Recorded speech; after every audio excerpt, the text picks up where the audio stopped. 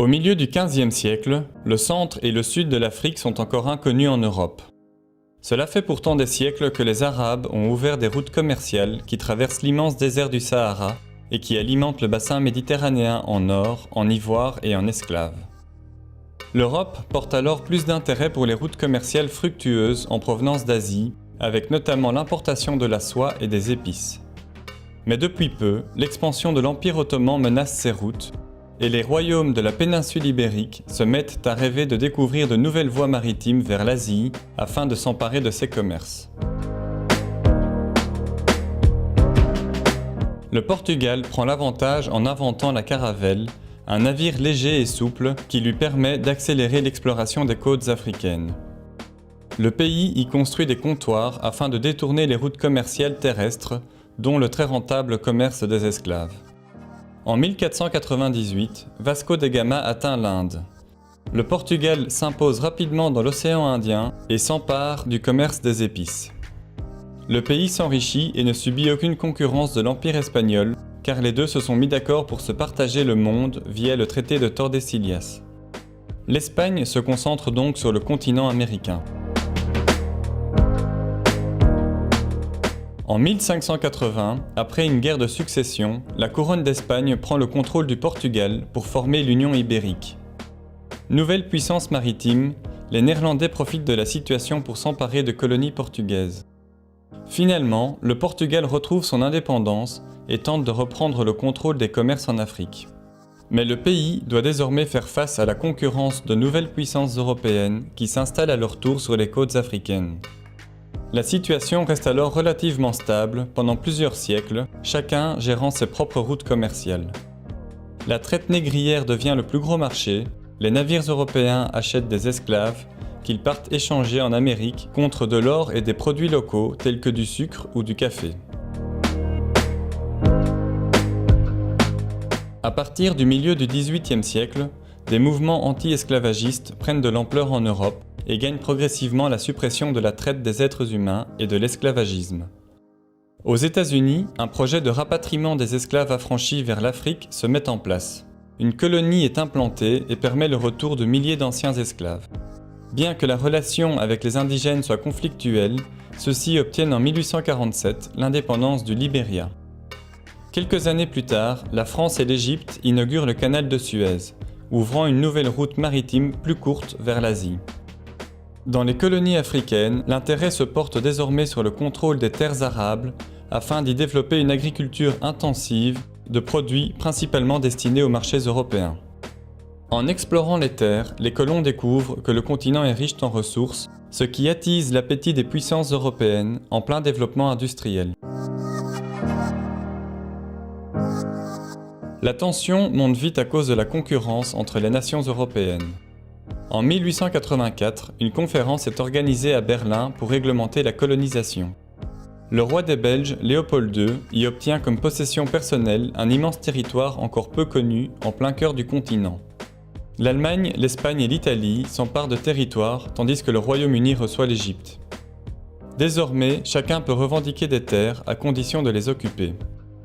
Les nations européennes, aidées par leurs avancées technologiques militaires, se lancent dans une course pour le contrôle du plus grand territoire possible, au détriment des royaumes et empires locaux.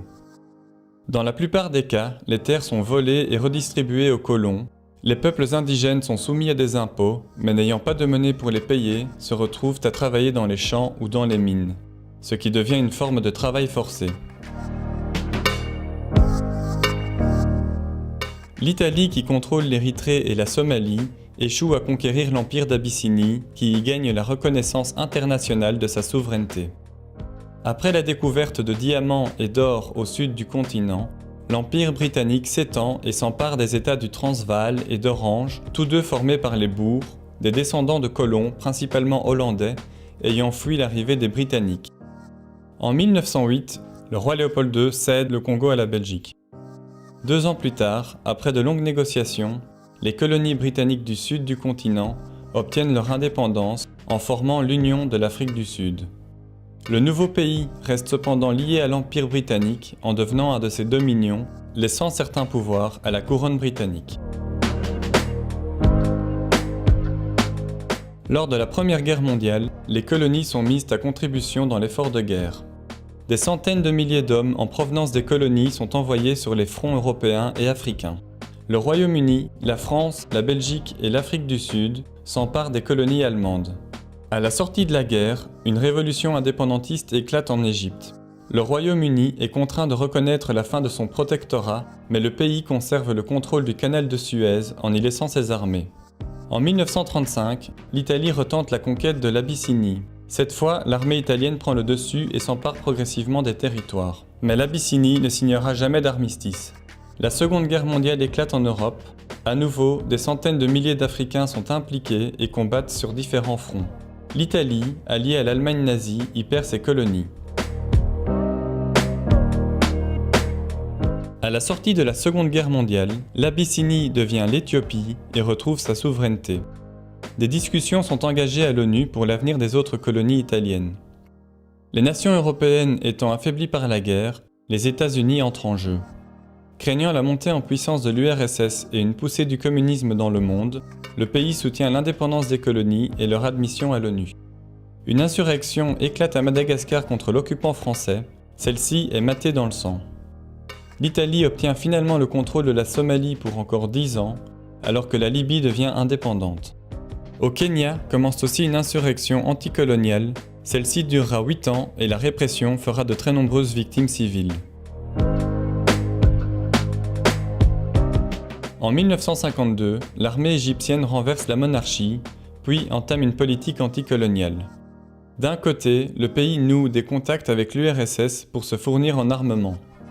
De l'autre, il soutient militairement les nationalistes algériens contre l'occupant français. L'Égypte revendique aussi le contrôle du Soudan, puis nationalise le canal de Suez, chassant les Français et les Britanniques. En réaction, ceux-ci s'allient à Israël pour organiser une attaque surprise. L'offensive est un succès, mais est stoppée net par l'URSS qui menace d'une guerre nucléaire. Les États-Unis sortent alors de leur silence et ordonnent l'interruption de l'offensive. Cet événement marque la fin de la domination française et britannique sur le continent. Conscients qu'ils ont perdu la main, la France et le Royaume-Uni tentent de modérer leur politique tout en gardant une influence sur le continent. Ainsi, les Britanniques soutiennent l'indépendance du Soudan pour éviter que le pays ne passe sous contrôle de l'Égypte. La même année, la France, qui est embourbée dans la guerre d'Algérie, reconnaît l'indépendance du Maroc et de la Tunisie pour éviter une propagation des violences. Le Royaume-Uni se montre prêt à reconnaître l'indépendance de ses colonies, à condition que les nouveaux gouvernements soient anticommunistes et que dans certains cas, le pays rejoigne le Commonwealth, une organisation intergouvernementale dont la couronne britannique est à la tête. La France tente de son côté de mettre en place une communauté franco-africaine. Toutes les colonies acceptent la proposition, à l'exception de la Guinée, qui devient dès lors indépendante. En 1960, une vague d'indépendance met fin à ce projet. La France se retire, mais garde un contrôle économique sur la région avec le franc CFA. La même année, le Congo belge obtient lui aussi son indépendance et devient le Congo-Léopoldville. La France tente à tout prix de conserver son contrôle sur l'Algérie. Mais les répressions violentes et des massacres de population lui font perdre le soutien du peuple français et de la communauté internationale. Les indépendantistes algériens jouent la carte de la diplomatie en obtenant des débats au sein de l'ONU. La France, d'abord défensive, tente ensuite la politique de la chaise vide, puis en 1962 se retrouve contrainte de reconnaître l'indépendance de l'Algérie. Au sud du continent, alors que les Britanniques perdent leur dernière colonie, le Portugal résiste au mouvement nationaliste. Le pays continue à investir de grosses sommes dans ses colonies et pousse sa population à immigrer afin de gonfler la population blanche. La tension monte et devient rapidement violente avec des attentats qui visent les installations portugaises. Commence une guerre en Angola qui s'étendra dans toutes les colonies. Le pays investit jusqu'à la moitié de son capital national dans l'effort de guerre. Finalement, le Portugal est contraint d'abandonner et organise en urgence le rapatriement des colons vers le pays. Au nord, le Maroc fait pression sur l'Espagne pour que le pays quitte le Sahara occidental. Il obtient finalement le départ des Espagnols et s'empare des 2 tiers des territoires libérés. Alors que les nations européennes ne sont plus présentes en Afrique, la Rhodésie du Sud fait encore exception, car le pays est le seul dont l'indépendance a été obtenue par les colons britanniques eux-mêmes dans l'espoir de fonder un pays gouverné par les Blancs. Le pays n'est pas reconnu à l'ONU et est soumis à une grande pression internationale. En 1980, le pays cède et un gouvernement de transition est mis en place pour former le Zimbabwe. Malgré la fin de la domination européenne sur l'Afrique, le continent devra encore faire face au néocolonialisme. Les puissances mondiales et des multinationales influenceront et parfois déstabiliseront des pays afin de profiter de leurs richesses et de générer de gros profits aux dépens des populations locales.